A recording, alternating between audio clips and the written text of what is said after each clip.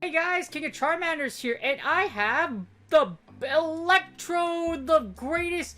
You know, you know what? You ball so hard, these things in this meta in the Love Cup can't find me. Okay, that was really bad. Anyways, I always want to say that. So this little reverse Pokeball thingy that literally balls out and literally annihilates in the Love Cup meta is actually one of the top ranked picks for the Love Cup. It's very strong overall in all positions. And it is really unique because Electrode is the only, I believe, the only Volt Switch user in the Love Cup that's actually eligible as an electric type. Just because it has the red bottom. Now, what makes Electrode really interesting is that it has a pretty even attack and defense and stamina. It can actually live it can take quite a bit of punishment. Like, you'll be surprised at how much an Electrode can actually, like, how much damage an Electrode can actually do in a Love Cup. Now, what makes Electrode really good for the Love Cup is there's not a lot of weaknesses. Electrode's only weakness is ground type as a pure electric type. Because of that, there's not a lot of things in the Love Cup that actually do any. I believe there's like almost nothing in this cup that does super effective damage against Electrode, at least in the top picks. So with that being said, Electrode's actually a really good mon for this cup.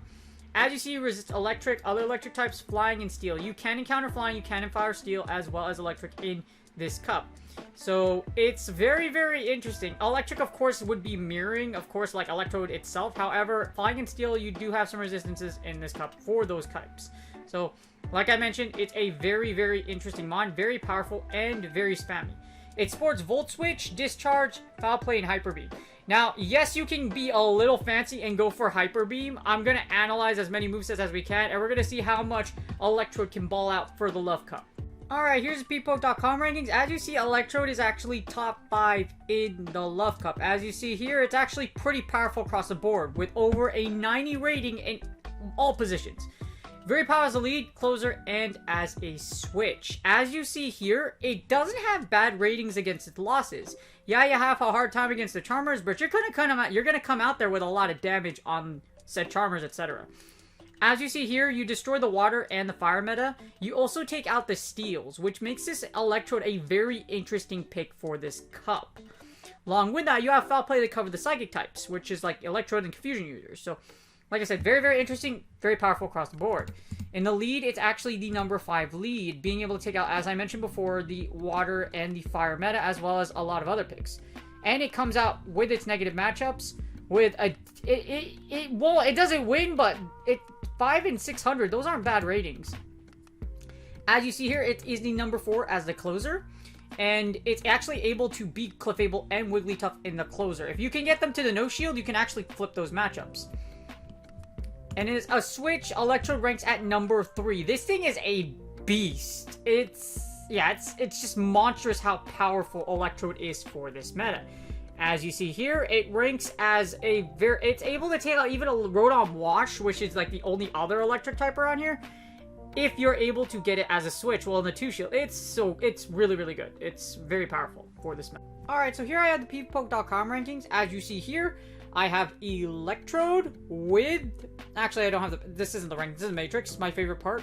If you like going to PPoke.com, please do so. I got really excited because guess what? We're going to look at 2 versions of Electrode. Discharge Foul Play, which is a standard moveset, and we're also going to look at Discharge and Hyper Beam. Hashtag get freaking beamed. So we're going to do, we have the Love Cup meta to right. You don't really need Foul Play for a lot of things here. What happens if we land Hyper Beam? We're going to find out. As you see, we have 2 shield, we hit battle. And as you see, you're able to beat a Alomola, Charizard, Crustle, so you're able to beat a lot of things in this meta. Now, some things as you see here, Charm Sunny, which does resist your Volt Switches, unfortunately, and your Discharges, so it'll likely double shield everything you have to throw at it, or it won't shield anything at all. So just be careful of Chirp, Sunny Chirp. Also, Crustle does resist your Volt Switches as well. So anything that basically resists Volt Switch is a bad idea for you. Same thing with my Cargo. Also, Fighters is a bad idea for you. As you see here, Fighters give you a hard time. In Lickitung, I mean in Medicham and Witchcrafty. As you see here, Fighters will give you a hard time. So, yes, Electrode's still good in the 2-shield, but as you see here, you lose against a lot of things. You do beat Electrode if you do have Hyper Beam, as you see here.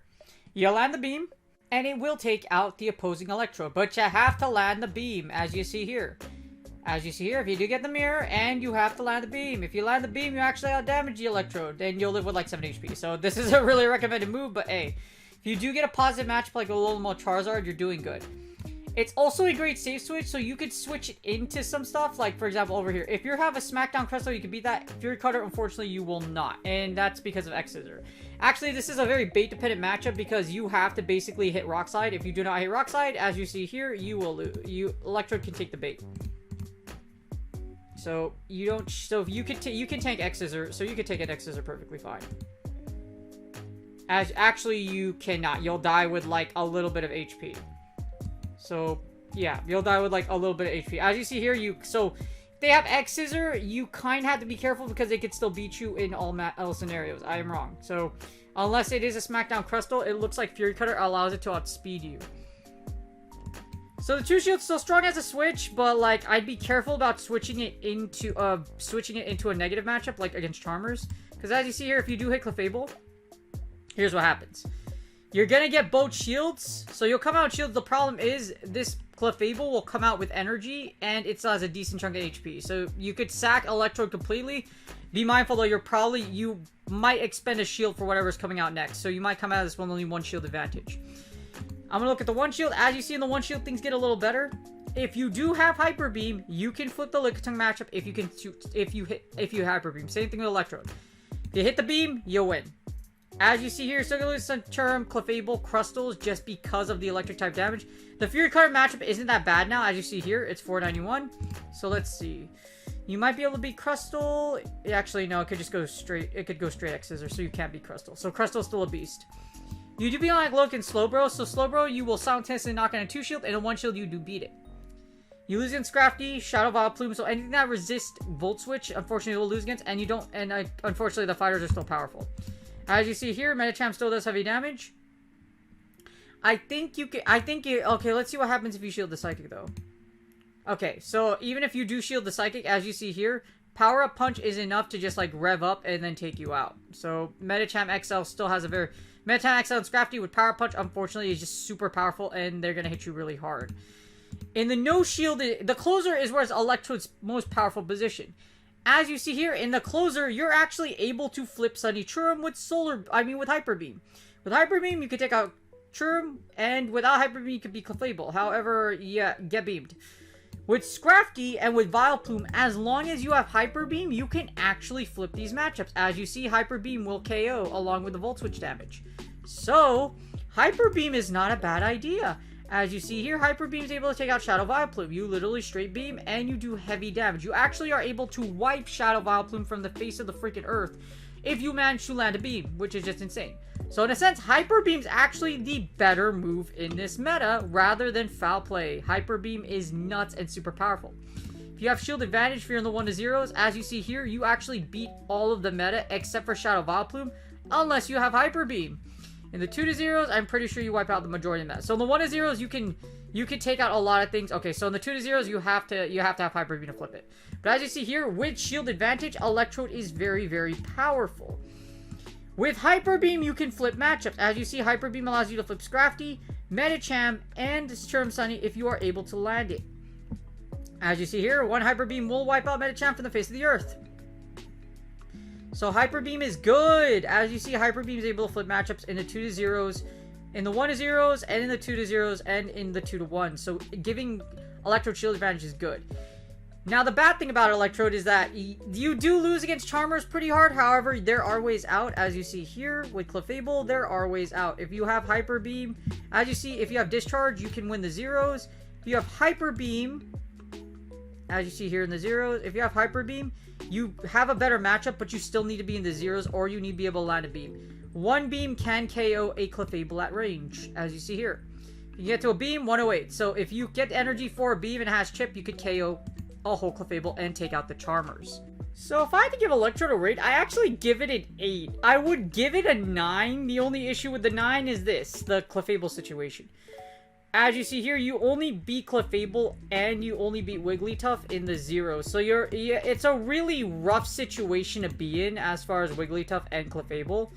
So you have to get them in the zeros, but you have a chance, you know what I mean?